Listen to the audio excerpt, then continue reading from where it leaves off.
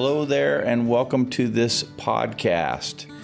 Basically, this is my podcast. I guess that means that I'm just going to run the microphone and ask some questions to some people who I think have interesting stories around addiction and recovery.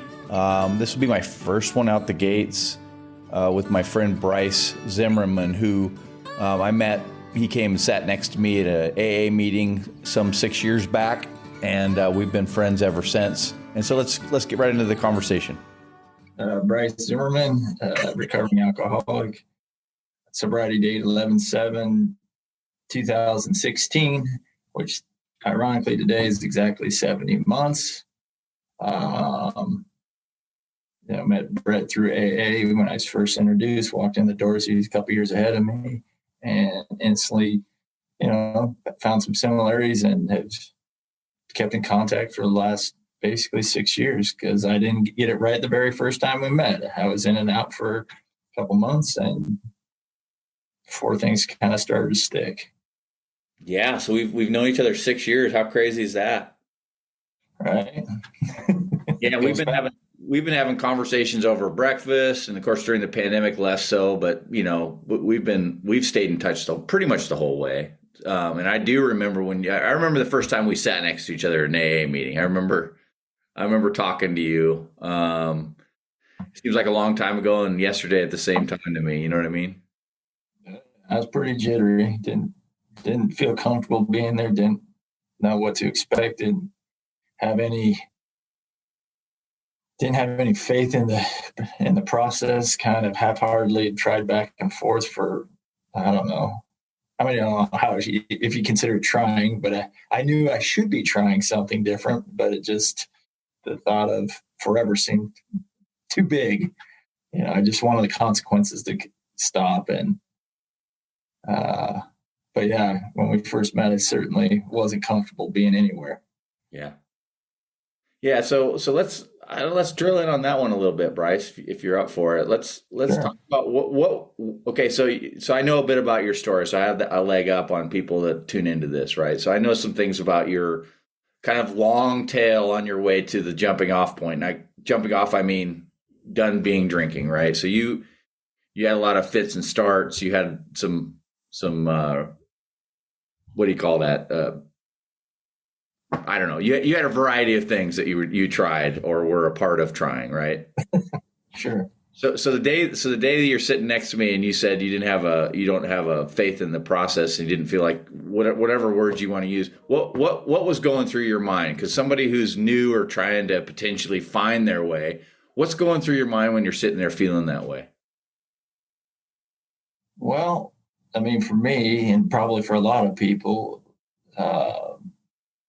feeling hopeless because knowing I should quit drinking, wanting to quit drinking, but the reality is every time I tried to moderate or quit or adjust my drinking style, the results just didn't work. I mean, maybe short term, maybe for a little bit I could, slow down or whatever. And typically these occurred after periods of either excessive drinking or, getting arrested or losing relationships or problems with my kids or all the above. I mean, yeah, when things were going well on the outside, when the consequences weren't there, I didn't feel a desire to moderate. But when I would misbehave or something happened that I didn't intend to happen, I was trying to change my behavior with terrible results. So, I go into AA the last time after my third arrest for DUI over 20 years.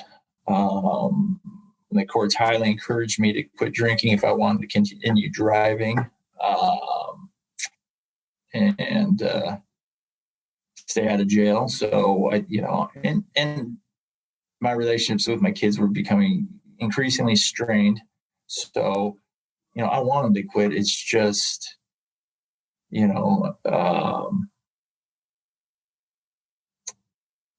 I'd had zero success. I was pretty much a daily drinker, even as a maintenance during the week, so I could try to work. And even that wasn't going well. I mean, when I thought I would try not to drink too excessively so I could be somewhat productive the next day, periodically that wouldn't work well. And then the weekends were pretty much in complete excess. So, more than a day or two seemed like forever. I mean, when people talk about daily sobriety, yearly or whatever, I mean, a lot of times I think about weeks, because a week to me at the time seemed like forever without a drink. And so, yeah, when I walk in and I feel hopeless, it's because I thought I tried every avenue and nothing would work. And I was completely surrendered to the fact that I thought this was going to be my lifestyle. I'd probably end up dying early, basically due to complications. I mean, the amount of drinking I was doing wasn't conducive to a long life. And I knew this. And I was not necessarily fearful for myself, but kind of, or more so fearful of the legacy and leaving my kids, feeling like their dad didn't care and that he, was selfish and he died, doing what he wanted to do and not being a good parent for them. So, yeah, I mean, my feeling of helplessness was very strong. Yeah. I've heard you say too, you're one of those folks that had, you could just call it swine flu. You paid the price in spite of the fact that you were a daily drinker. You were, if you went in deep, I mean, I think we both have that in common. We always went in and fairly deep every day, but when you went in extra deep, particularly, you'd feel sicker than hell. Isn't that, do I have that right? Absolutely. Yeah. So it got to the point in the last couple of years where I was so sick, the only way I could try to function was to probably drink a little bit in the morning, maintenance during the day. I didn't drink when I was at work. For some reason, that just was a line I didn't cross, but my job allowed me the flexibility to work from home if need be, or I'd say I was busy. I mean, I'd find reasons not to go in and I would be drinking during the day. And that, like everything, continued to get worse as time went on. And I was, even though I've been in the same field for 20 years about at the time I quit, and to the outside, it seemed to be functioning based off my numbers. I'm in sales and historically my numbers were sufficient to continue employment, but that was starting to be impacted, as well as my interactions with people, coworkers, clients, just everybody in general, because I was so sick. It affected my moods. I was irritable. I was argumentative. I was, I placed blame for my deficiencies on people around me. I couldn't think clearly. I was so sick. And yes, I mean, I was physically sick. I was never the type that actually threw up from it. But I mean, my hangovers lasted until I could get a couple drinks in me. Yeah.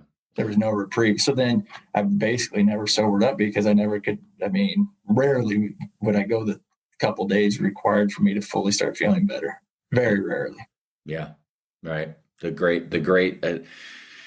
great pursuit of moderation with success, man. I spent 7 years on that trail, and that's a rough one because it's a repeated failure over and over and over and over again, week after week, and then just abandon the whole effort for a month or two, right? And then, okay, this is the month where I'm going to only drink on the weekends or whatever bullshit thing I'd say. And, we've talked about that. Well, then there's Sunday night football. So Sunday is still the weekend, I guess, right?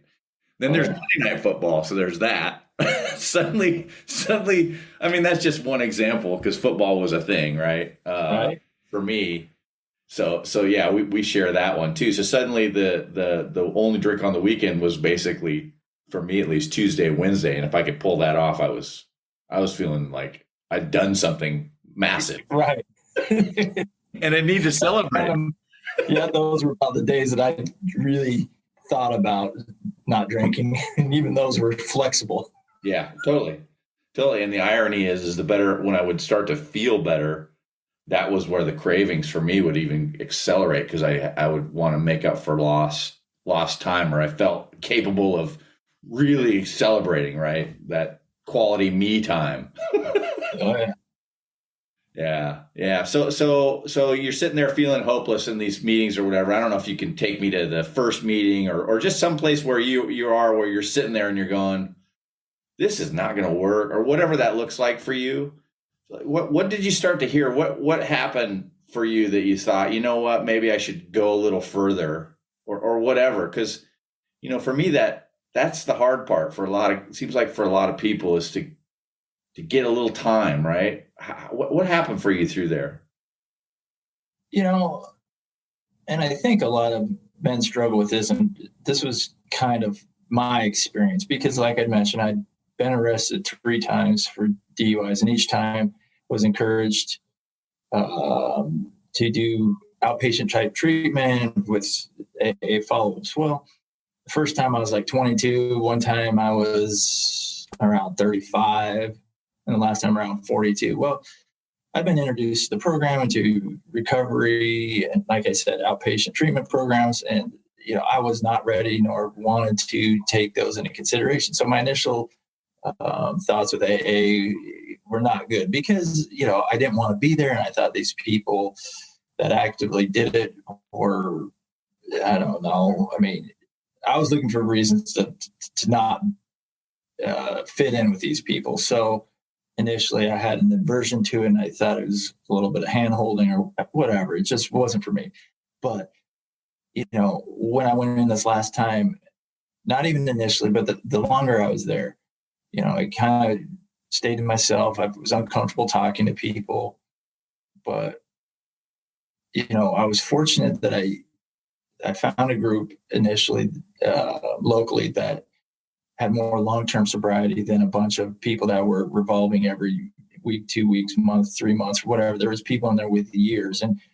And for me, it was very important also when I was encouraged to go to speaker meetings up front because I needed to try something. I was at my wit's end, between thoughts of suicide or early death or however you put it. I just knew this wasn't working and I was out of options. So when I heard people's story, and that's why, again, I think speaker meetings are so impactful, or at least they were for me, was when people shared their drinking. Because for me, I thought how I drank was semi-unique. Like, I didn't know people felt as hopeless as I did and had such strong cravings. And, I didn't realize that was common. So when I heard people who drank like I did, who were unable to quit, and then somehow had found a year, 2 years, or 5 years. I mean, to me, that was really eye-opening. And the fact that they seemed happy about it, it seemed really important or impressive because I thought if I quit, my life's going to suck and be miserable. I mean, this is terrible. Every day is going to be a struggle because every time I didn't drink, that day sucked. So I thought, how the hell are you going to put that 3 years consecutively sucking? That's over. I mean, I'm kind of into math, so I'm thinking that's over 1,000 days of torture. I mean, I can't do this. Right. But these people are having fun, laughing, Yeah. The joking about their old lives and things. I mean, I was inspired by seeing people with long-term recovery that seemed to be happy, and the day-to-day struggle wasn't as bad as what I perceived. Yeah. So a couple things for those of you who don't know what a speaker meeting is that's listening in on this. We're talking AA talk right now. And a speaker meeting is where you go as opposed to like in a circle where lots of people share. It's just everybody sits as an audience and one person shares a longer version of their story. Have you ever told your story? Have you ever done a speaker meeting, been the speaker? No, not at AA meetings. Only the short versions at like recovery centers and things of that nature. I mean, and then in private to people, friends of mine and associates, and just people who've reached out to me, but not specifically at an AA meeting. Right. So somebody's watching this and they have the guts to go to AA.org or whatever it is, and they look down the list, right? You'll see something that says every Thursday is a speaker meeting. And so for somebody like me who I wanted to sneak in and sneak out, right? I didn't want to talk to anybody. I wanted to sit in the back. I didn't want to be noticed. I didn't want to talk. Speaker meetings can be a cool way to go because you can pull that off pretty easily. And you can hear a whole story.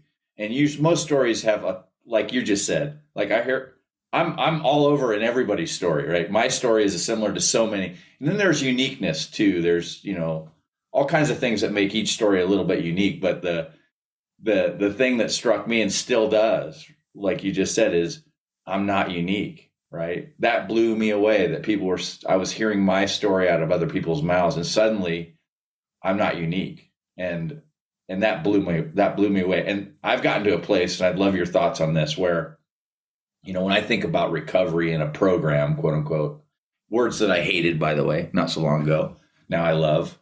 So if somebody's listening, they're like, recovery, oh, fuck it. Whatever, dude. Do you drink or don't you? So one thing that I've come to believe as sort of as true, sort of universal, is having some kind of a network of people seems to be something that I've observed as being an important aspect. And it doesn't necessarily need to be necessarily an AA, but it seems like trying to just quietly do it all on your own without opening yourself up to being around to listen, even just to listen to other people, is going to be problematic. What do you think about that hypothesis? Well, absolutely. If I could have done it on my own, I wouldn't have ended up in those rooms. I mean, because I wanted to do it on my own for years. I mean, the whole thought of quitting and moderating was ultimately the goal for probably 5 or 10 years at some point, but as hard as I tried and as smart as I thought I was, I couldn't. I've proven I couldn't get there on my own. So for me, seeing other people was inspirational. It gave me hope that where I had none, which was very important. Introduced me to new ideas because, again, for me, I had to reach such a low or bottom that I was actually willing to open my mind and take some suggestions, especially things that I couldn't come up with on my own. Yeah, I mean, encouragement. And the thing, that's what I initially got out of AA was support, encouragement, people that made you feel part of a group. Because I think, like a lot of people who are alcoholic, especially in my situation, I drank so excessively that the only people really that I felt comfortable around, or probably that wanted to be around me, were people that drank similarly. So one of my initial concerns was also quitting was, well, now what am I going to do? I'm not going to have any friends. All my friends drink, and they're not going to want to be around me. And if I quit, I'm probably not going to want to be around them, because that's going to be, bad for my sobriety. So, I found people with similar interests, people I could talk to, people like yourself who, we used to go to breakfast or lunch or even dinner before a meeting or whatever, sit down and like how I think what was good with you is your lighthearted attitude about our past and being able to laugh at just like, the hiding process and trying to get over on our spouses, and where we hid the booze and how much we drank, and just the games we played in this personal justifications. I mean, and laughing about it, because, at that point, that's all I could do, because really I was embarrassed. But if you can't laugh about it now, I mean, looking back, it's all part of my story, but it's funny. Yeah, I love that. So for those, we both put some time in at AA. So I'm going to just say this about myself right now. I love AA, but I'm not an AA thumper. And I think the big book is wonderful, but I'm not a big book thumper. But the reason I say that is step 2 is came to believe that a power greater than ourselves could restore us to sanity. Yes. Yeah. So the steps are cool. To me, the steps are great conversation starters. They're a collection of words, right? And so, will you read that one more time, Bryce? Step number 2 is came to believe that a power greater than ourselves could restore us to sanity. Yeah. So I remember when I was talking to my sponsor, which is another word I used to despise and still kind of do, if I'm honest. But when he read that step and the word insanity pops up, like our stories are similar in that I would call us both high functioning alcoholics, right? We're capable of keeping the wheels on, sorta, although they're starting to come off, right? Or they're coming off in secret, right? Or whatever. But it's the progressive nature of the disease is catching up to us. But for the most part, we still have cars, we still have jobs, we still, can say work hard, play hard, and kind of mean it, right? But this idea that maybe that there's insanity involved, right? That maybe that And so when we start telling stories like that and laugh, I can tell you right now, and we've talked about this, like, it's so fucking tragic, right? It's so sad what I was going through. The reality of what I was living through was disgusting and hard and shameful and secretive and all that shit. But I didn't know, it's just me, like I've told you before, I'm like Gollum, right? Precious. And so when guys like us find each other, well, I'll speak for myself. When I find people where I can sit around and have coffee or breakfast or lunch or like this and laugh about the amount of effort that used to go into hiding my recycling, as an example, right? And all of the laughter that ensues around that. I think that shit, I never get tired of that. I could talk step 2 insanity all day long and twice on Sunday. In fact, that to me is one of the main tools in my toolbox, is to remember that shit wasn't normal, man. The stuff that we talk about, like pick one of the insanity things, and let's just run through an insanity thing for the people that have found their way to this part of this, because some listening will understand it from the perspective of I'm there or I've been there, and some will be like, well, what are you talking about, right? I think the big one is the lying to ourselves and our partners or kids or whoever about the amount. I mean, like having several drinks before you start to drink together. That way you've already got enough in you to where you have a couple together seems acceptable. They don't know that you've already drank half a fifth or a pint or 6 beers or whatever you did before you got going, or you show up to an event and you're sneaking to the bar at dinner to go grab a shot or whatever and saying you're going to the bathroom. I mean the amount of mental capacity that went in daily of hiding, and then in the morning hiding from my employers. Oh, your eyes are red. Oh, I didn't sleep well. Really? The insanity was the amount of effort I had to put into try to maintain some type of appearance of moderation. Yeah. And just everything that went into the deception right. of everybody around. And then not to worry people like your parents, because my parents were getting older when things really ramped up for me, and I didn't want them to worry about me. And so when I was not feeling well or sick or super hungover, I'd break plans to see him because I was so sick, or not taking their phone calls when they called me at 7:00 on a weeknight because I was already hammered and I knew I couldn't pull it off very well. I mean, I had a speech impediment after about 8 beers. Yeah. And did you do this one, the mouth calisthenics in preparation for a phone call, to like your mouth and then start the phone call? I used to do that all the time to try to and limit my talking, which I usually like to talk, but it was short answers. I remember doing those mouth calisthenics. The phone would be ringing. I'd see who it was. I knew I had to pick it up, and I'd do that. I'd just work my mouth to try to bust out the slurring. Yeah. Just try to work on your enunciation. Totally. Yeah, so that's an example, of that. I mean, there's so many. How about this one? You're going on vacation or something, and you pull into a town. Like for me, I'd be looking carefully for where I was going to get stocked. Right, that was serious business. Coming into a small new town on the Oregon coast or whatever. Back before Washington State had liquor in the grocery stores. But even just where to get beer, right? I mean, that was, and I would go as far as to make sure that I went and looked at the hours, because if it was a small town, they could close early, and I needed to know that stuff. Does that ring any bells for you? Oh, absolutely. And then, check in a hotel room with whoever you're with, and I'm going to go get us, oh, you want some wine? Yeah. So I basically ask them what they want, and then, oh, why don't you take a shower, do whatever you need to do. I'll go get it. That way I could get their bottle of wine. I grab a half rack of beer for me, but there'd be another half rack then placed behind the seat because I'm not running out. I mean, the amount I bought, they only saw a portion, half or whatever it was, and oftentimes for me it was I drink beer in front of them, but then I have a bottle hidden somewhere so I could take pulls because I wasn't getting the effect quick enough from just the intake of beer.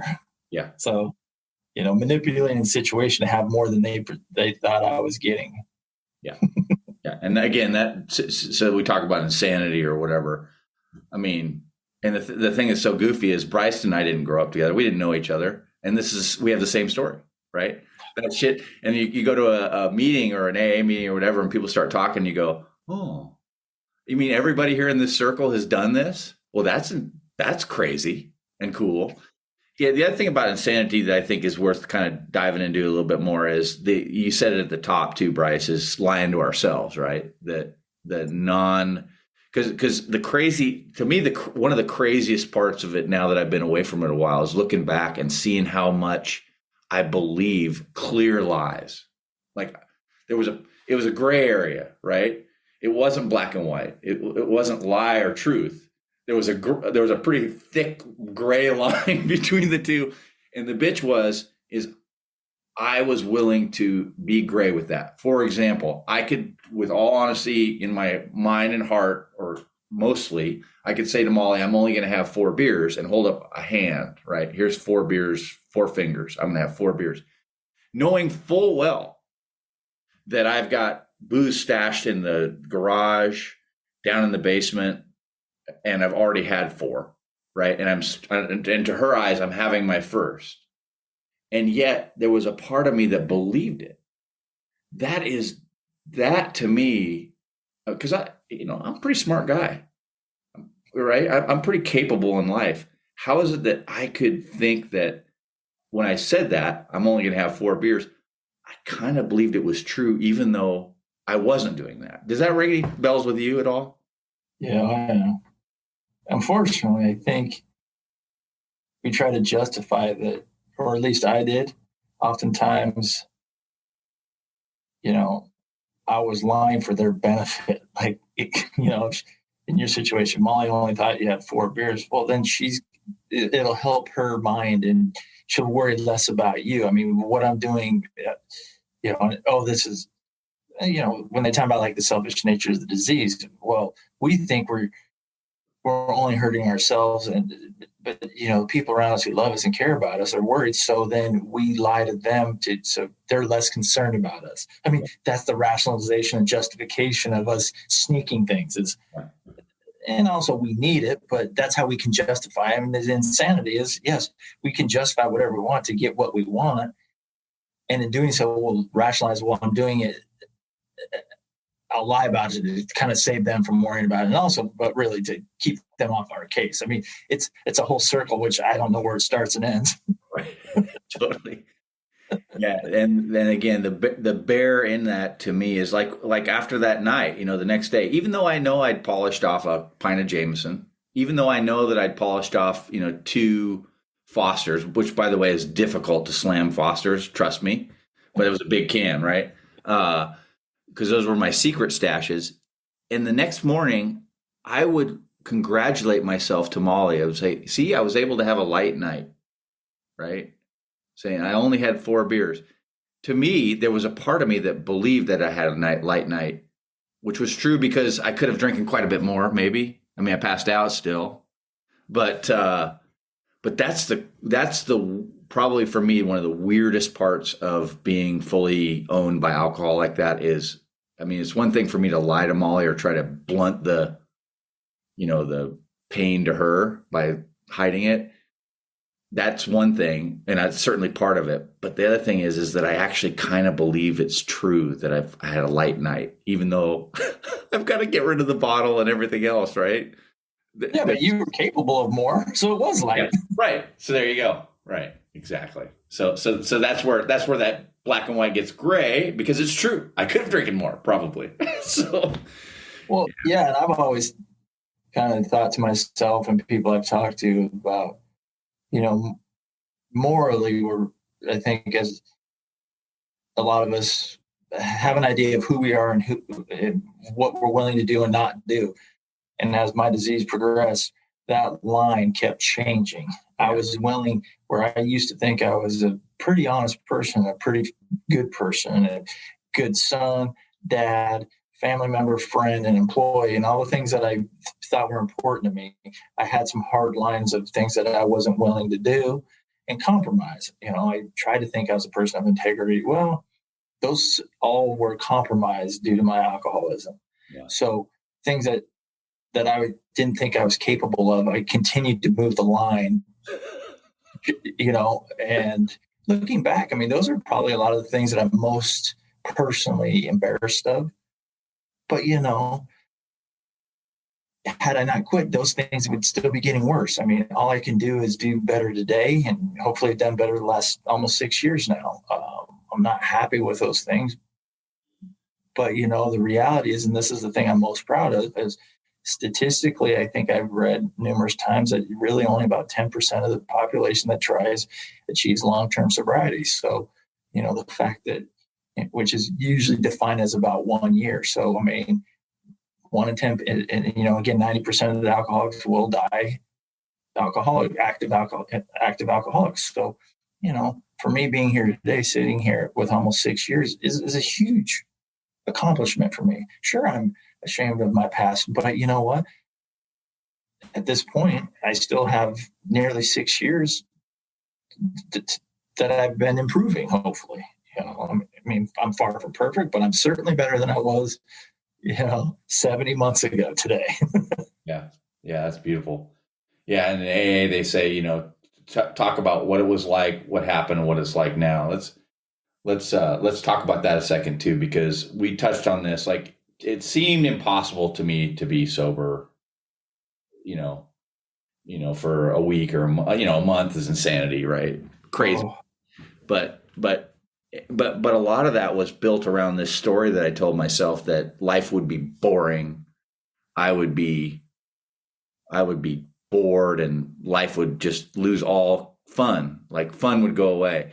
And then the thought of going to, a Christmas event or whatever, or a concert or whatever, or to go to Mexico, go to Hawaii or something, right? The thought that one could go to Hawaii and not drink Corona beer was like, that was a huge hurdle to me, right? Yeah.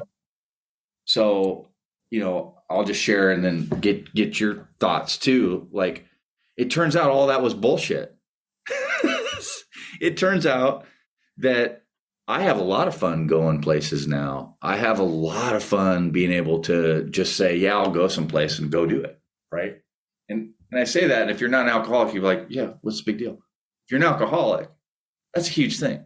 Like, I'm incapable of so many things when I'm in my drinks, as far as going places, doing stuff. Now I can go everywhere. I feel a sense of freedom that is really palpable to me. And what's life like for you, having had a little bit of sobriety under your belt? Yeah. Well, on a day-to-day basis, it's amazing. I still wake up, quite often, and one of my very first thoughts is, I still can't believe I'm not hungover. Every day was rough in the morning. Yeah. So, nearly 6 years later, I still wake up most days, get in the shower with a clear head, and like, wow. That in itself is almost enough to get me to continue. But I think, it's important for me to look back on how my life was versus how it is now, and fear of my old life versus the love of recovery. It's a balance 50-50, fear of my old life and the love of my new life. So the love of my new life is great, because I'm free to make choices and free to come and go as I want. The money I save, because again, I'm in the financial world. So I look at, for me, it was literally about $1,000 a month. I figured is what I spent between drinking and eating out and just the behavior that went along with it. Well, I basically parlayed that into vacations. Like you said, where initially I was scared to go places because I thought that would be a big trigger, or how would I have fun? Like you said, doing the things that I enjoyed doing in the past. A lot of fishing, hunting, golfing, got to play some Palm Springs, all these things that I associated with drinking. Well, the only times I thought I was having fun would be in the evenings. By the time my hangover was gone, I was drinking. Well, now I wake up, first thing in the morning, enjoy a sunrise, go to bed early, have very productive days, get to remember the entire vacation. That's a plus. Yeah. Not disappointing the kids. Just feeling better. I mean, and like I said, the freedom of choice, not sabotaging vacations or time off by wasting it and getting up at 10 or 11, or even if I got up early, then starting drinking so I could feel productive. I mean, now I can do anything I want or do nothing if that's what I choose to do. I mean, at least I have the freedom of choice, which is a huge deal for me, because I got to the point where I didn't have a choice. I mean, besides drinking, I didn't know what else was going to go on. You know, that was going to happen. Anything else was kind of secondary on my days off. Same. And it wasn't just on my days off. I was, I didn't drink during the day, but come 4:00 or 3 on the day, that train is coming. Right. And, and that always tripped me out when I'd show up at, AA meetings and people talk about freedom. And I that was hard for me, but having been sober a little bit, I totally get it. It's remarkable that I can wake up and just be available. Now, I know a lot of people aren't like that. They have harder lives, etc. But to your point a minute ago, like, I call it king alcohol. Alcohol owned me. Like, alcohol was in my brain almost all day long to some degree or other. I was either thinking about when I was going to start, how much booze I had, when was the hangover, if I had one, going to dissipate, where was I going to be when I started, if there was any driving involved, how was I going to navigate that? I mean, it was just, and so there was just a ton of planning that was constantly in my brain until I get that first drink in me. And now I'm off to the races, because as soon as I drink a drink, I always ask the new guy, somebody who asked me, well, how do you know if you're alcoholic? And first off, that word was so charged to me, but the common question I ask is, can you stop once you start? Right? Because I couldn't. And so I wouldn't start if I knew that I had, if I was going someplace, and I wouldn't have a beer with dinner, because unless I knew that I was going to be able to have 2, 3, 4, 5, 6, 7, 8 right away, I just didn't wait till I get home. Right. Absolutely. So, yeah. So, right. And that's common too. It's like, I meet other people who feel that way. It's like, whoa, hang on. I'm not alone in this gig. So. Oh yeah. 0 was a whole lot easier than 1. Absolutely. When I would go to functions where I knew I had to drive or behave because I couldn't predict the outcome. I mean, I specifically remember like weddings for family members where they were like expensive weddings and things where I didn't want to misbehave or be foolish, or I had the kids and I had to drive home. I could have 0 when I had to. It wasn't my choice, but 0 was a hell of a lot easier than 1. If I had 1, I can't stop. So like you said, now all of a sudden I'm at these functions and I want to leave early because everybody's drinking around me. And I'm not drinking because I have to drive. And so I'm sitting there uncomfortable. But boy, when I get home, I'm going to make up for the last 6 hours I was at this stupid function I couldn't drink. So when I get home, it's on. Yeah. Yeah. Sure is nice not to have that shit going on, ain't it? Yeah. And with that, like you're talking about, when you ask people if they're alcoholic, and then just in my observation, and I think this is probably fairly accurate, is, I seem to notice 2 types of alcoholics, and I do believe in the family disease and passed on genetically, because I never did drink like a lot of people. So I think there's some people that probably genetically have that disposition. And I mean, from the time I was 17, 18, it was obvious that I drank differently than other people, to excess pretty much all the time. So I never was going to be able to drink like normal people. It probably should have been something I avoided from day one. And then I've noticed there are other people that probably didn't have the disease genetically, but then drank themselves into it, over a period of time. They were social drinkers and then became problem drinkers, and then they became alcoholics, as defined in, again, the big book. That's my experience, but I think, it's important to kind of understand when they say, are you an alcoholic? What does that mean? And how is that defined? And I think, like you said, number one, how often do you drink? And then when you start, do you have the ability to stop at any point? Because for me, I couldn't. And a lot of people that I know, like you said, And that people that we've met, that seems to be the common problem. So once I start, I have the inability to stop it and to determine how the night is going to end. Yeah. Yeah. Bryce and I have been doing these conversations for a long time.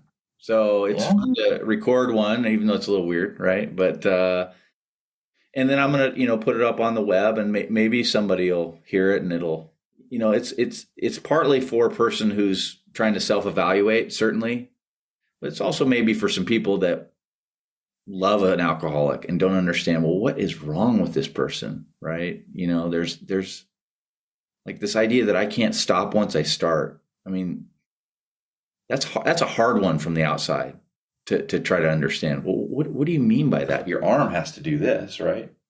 So, but what is it? And yet, hundreds and hundreds of people I've met are in this boat. Once I start, I can't stop. That's a reality. So, and the scary thing is, like for me, I mean, I thought I was a great dad, and at one point I met a gal that I envisioned possibly having a life for, and my drinking ran her away. And I mean, so, pushing my kids away, pushing other relationships away that I deeply valued because I couldn't quit drinking. I mean, I put drinking ahead of those people, and, it's crazy for me to think that, I did that. And the possible impacts I had on my kids. I mean, my son had some struggles that probably I directly relate to it. So that's why I'm an advocate of a recovery. As much as I care for the individual struggling, the dynamics of what it does to the family are even more important, I think, especially to the kids involved. I mean, it's just hard to see when you're actively involved in it, how you're impacting, your parents, your spouses, and your kids, and the people that love and worry about you. So, I mean, it's changed my life for the better, and I just hope that for other people. And and that's exactly what we said. Hopefully, like, if people see this, they can understand, like, just because they do this and you don't want to doesn't mean they don't love you. It's just, unless you're actively addicted or alcoholic like I am, it's hard to understand the pull. I mean, why don't you just stop drinking? I mean, my dad thought it was a willpower issue. I'm like, yeah, if it was just willpower, I think I probably could have beat it, but it was more than that. All right, one more story out of you. What's it like to go? I know you're an avid hunter and fisherman, and I know you go to lodges and stuff like that, and I know you probably did that your whole life as a drinker. What's it like to go to one of those now as a sober guy? Oh, it's good. Honestly, I think for me, it's important to still see people drink excessively because it reminds me of my old life. I mean, I still have to remember how I drink. I mean, if I'm not around things like that, I can minimize the extent of my past, and all of a sudden, maybe, once in a while that'll be okay. I mean, it doesn't bother me watching other people drink anymore. I had to kind of shy away from that for quite some time, probably 6 months or a year or whatever, before I was comfortable around it. But, a lot of times I do feel sorry for people, especially when I see them drinking the way I drink. Once they start, they're unable to stop, and the excess and the things go on with it. I just, it's not a daily temptation for me, but it certainly is something that I have to keep in perspective. Of if I were to start again, how difficult it was for me to quit.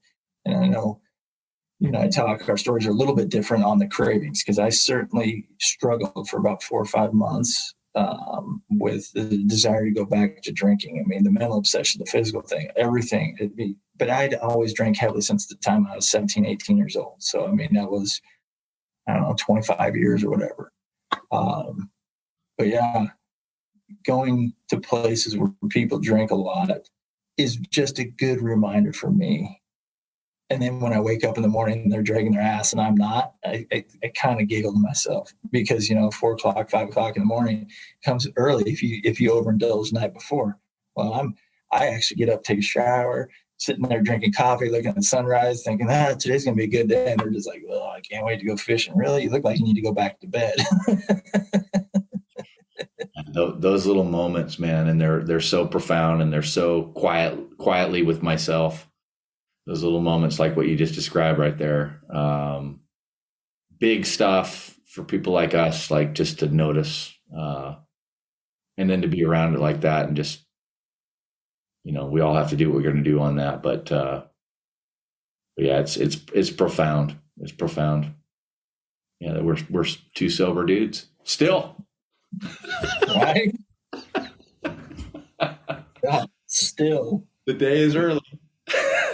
Yeah.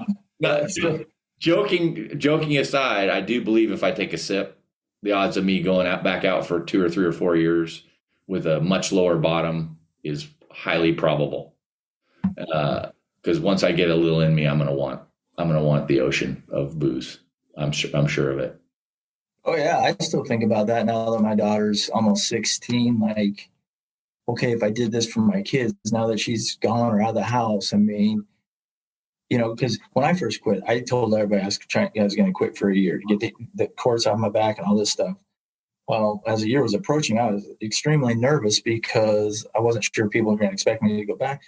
But somewhere around 9 or 10 months, I do remember kind of coming clean with everybody and like, no, I think I'm going to keep this going. I mean, and this was another thing that I think is important. I don't know for anybody else, but it was for me. I basically had to let everybody know, who I work with, families, friends, whatever, that I am an alcoholic, because I find that people are very respectful in social environments about me not drinking and encouraging me. I have some very good friends. I'm lucky at work that we go on these trips or whatever. And, they, hey, can I get you a Coke or can I, whatever. I mean, but it's amazing that some people I think might be ashamed when they're quitting or whatever. Again, I'm not. I mean, I think the fact that everybody probably knew I was an alcoholic, even though I thought I was hiding it, people were really happy for me. And then when they saw my attitude and my behavior and how I treat people improve, I think people want to support that and they want to see me do well. So it all goes hand in hand. I mean, but me being open and honest with everybody about my problems and my desire not to go back was important.